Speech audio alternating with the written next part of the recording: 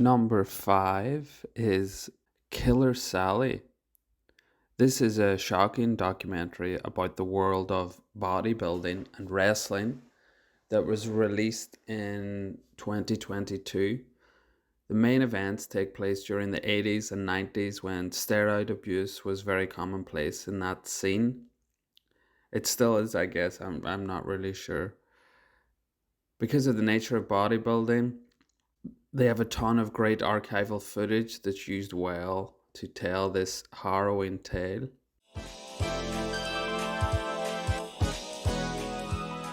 Number 4 is Roadrunner, a film about Anthony Bourdain, which came out in 2021.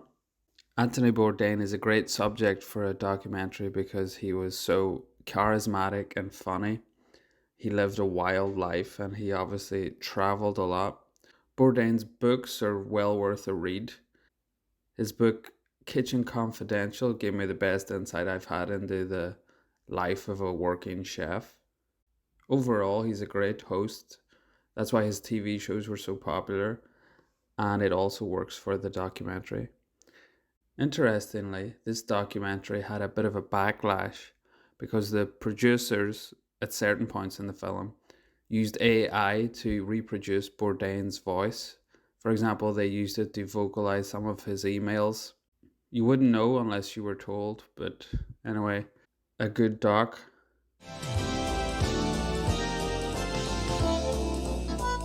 Number 3 is Class Action Park.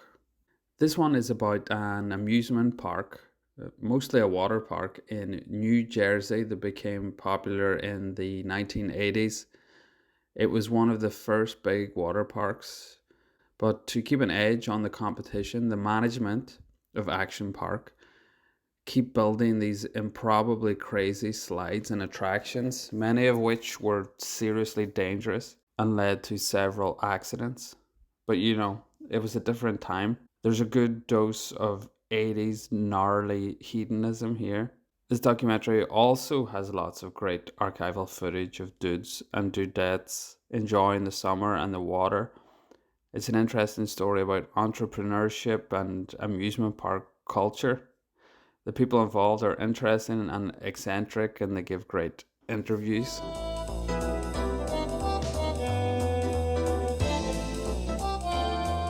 Number 2 is The Alpinist. Climbing documentaries can be really great because the footage is inherently cinematic and the climbers tend to be real characters who have a good perspective on life, which is what happens, I guess, when you spend a lot of time in these epic landscapes.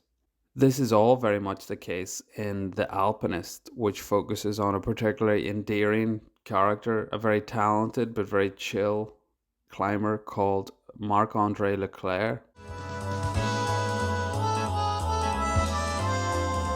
Number 1 is Sasquatch, released in 2021. This is not your typical cryptid documentary, which usually promises so much and totally fails to deliver. This is the real deal, made by a legit investigative journalist, David Holthouse. This documentary is as much about the people involved in the cannabis industry in California as it is about Bigfoot.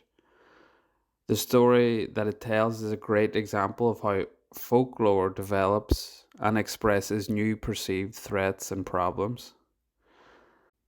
This film is really atmospheric, nicely paced with some very impressive illustrations and animation. It's a brilliant mix of campfire tale and investigative journalism.